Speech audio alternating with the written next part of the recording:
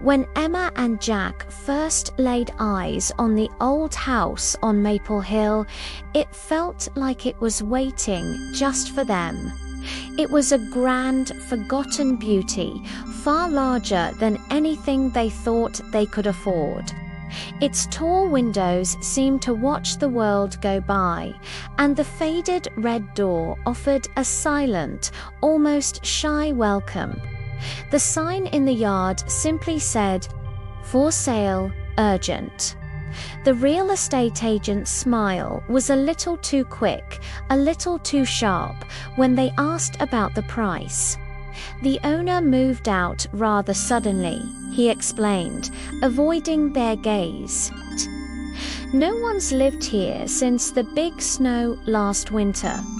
His vagueness should have been a warning, a red flag flapping in the wind. But the dream of the house, of this life, was too strong. They didn't ask any more questions. Their first night was quiet, an unnerving, profound silence that seemed to swallow sound. A faint phantom scent of wood smoke hung in the air, even though the fireplace hadn't felt the warmth of a flame in years. As they started unpacking, the house itself seemed to shift around them. The old walls would creak and groan, breathing with soft, tired sighs, as if settling into a long interrupted slumber. Later, as Emma carried a box of books up the grand staircase, she heard it, a faint melodic humming just on the edge of her hearing. She froze on the landing, her heart thudding against her ribs. The sound instantly vanished, leaving only the sound of her own breathing in the dusty air.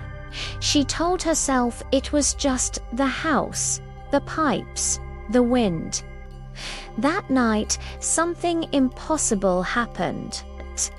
The clock ticked past 3 a.m., and a delicate lacework of frost began to bloom across the inside of their bedroom window. In the heart of the swirling patterns, a single word crystallized, stark and clear against the blackness outside: "Leave, Jack." Ever the pragmatist scraped it away with a fingernail and chuckled. "Drafts," he said, his voice thick with sleep. "Old houses do weird things. It's just condensation." But the chill that lingered had nothing to do with the temperature. And the next morning, when the sun rose, the word was back, etched into the glass as if it had never been touched. The days that followed were a slow descent into unease. The whispers started at first.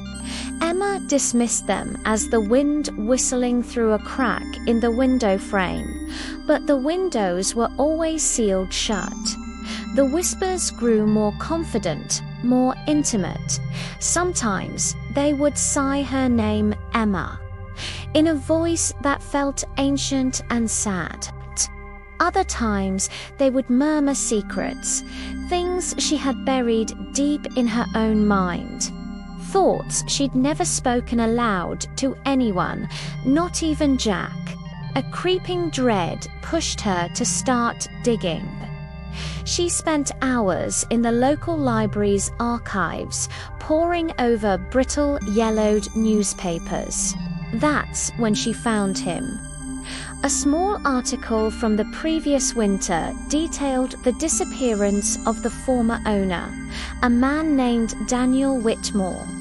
He had vanished during a brutal snowstorm. The article said the house was locked from the inside, the door bolted shut. There were no footprints leading away from the property. The sheriff's report was chilling.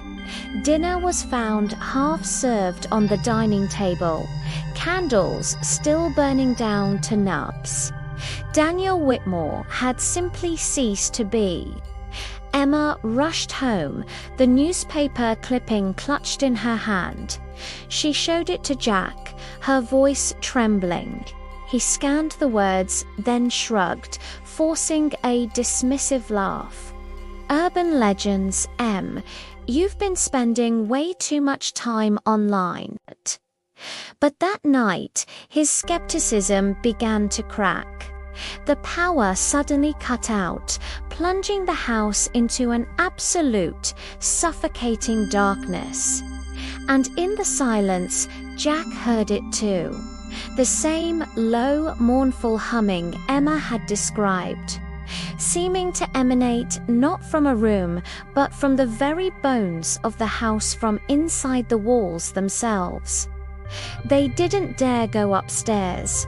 They spent the night huddled on the living room sofa, surrounded by a fortress of flickering candlelight, waiting for the sun. When morning finally came, something was wrong with the hallway mirror. Its silvered surface seemed murky, distorted. As they drew closer, they saw them. Faint, dusty handprints smeared across the glass, and scrawled in the grime between them, a new message. You remember too late. That's when Jack started drinking, not for pleasure, but for courage. He'd pace the rooms, muttering about old pipes, the wind, the settling foundation, anything to explain away the growing wrongness. But Emma saw what he refused to do. The walls were beginning to bleed. Thin rust-colored lines started spreading across the fresh paint, like dark veins mapping out the house's circulatory system. And in the corners of her vision, in the deepest shadows, she'd catch fleeting glimpses of faces, gaunt, hollow-eyed visages that would form for a split second before collapsing back into nothing. One evening, as they sat in a tense, shared silence, the heavy front door creaked open all on its own. They both froze, staring into the empty, darkened doorway. A wave of frigid air, colder than any winter night, washed over them.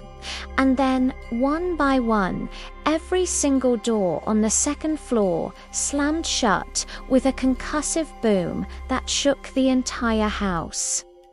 Jack finally snapped. He jumped to his feet, his voice raw with a mix of fear and fury, and screamed into the oppressive emptiness.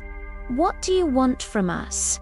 A reply slithered down the staircase, a sibilant whisper that felt like ice on their skin.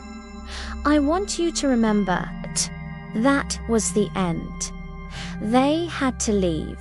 They spent the rest of the night packing in a frantic, desperate silence, their eyes fixed on the floor, refusing to look at the weeping walls or the dark corners. At the first hint of dawn, they were ready.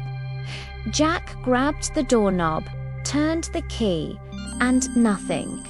The door wouldn't budge. He twisted the knob again, harder this time.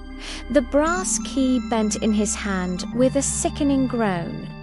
The air around them grew thick, heavy and sweet like syrup. The hallway, which had seemed so normal just moments before, began to stretch, the far end receding into an impossible distance. Emma felt a wave of vertigo wash over her. A sound began, a soft, rhythmic pulsing. It wasn't beside them, it was around them. The house itself was breathing. Panic seized Emma. She grabbed a heavy flashlight and ran, taking the stairs 2 at a time. In the guest room, the large antique mirror was fractured, a jagged crack splitting it right down the middle, and in the shattered reflection she saw him. A pale, thin man stood behind her, his mouth moving without a sound. But then, a horrifying realization dawned.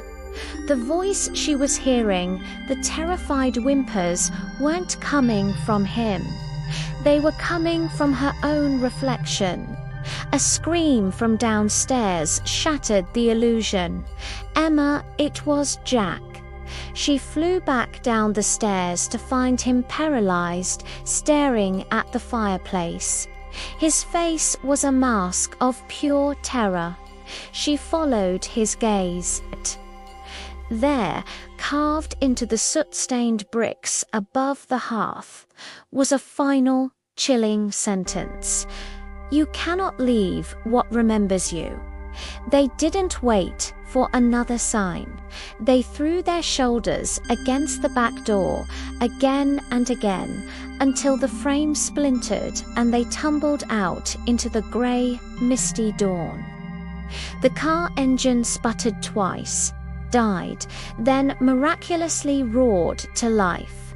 They peeled out of the driveway, gravel flying, not daring to speak. Only when they reached the main road miles away did Emma finally risk a glance back. But through the dissipating fog, she could just make out the house on the hill. The red door was still there, swinging slowly open and closed, as if waving a long goodbye. And at the window directly above it, a dark silhouette stood perfectly still, watching them go. They never went back. They found a small apartment in the city, surrounded by the noise and light and life of millions of people. But some houses don't forget. They hold onto memories. And every winter, on the coldest nights, when frost sketches its delicate patterns on their new window, it always forms the same single word: home. Because some places don't let you go. They just wait. They remember you until you remember them back.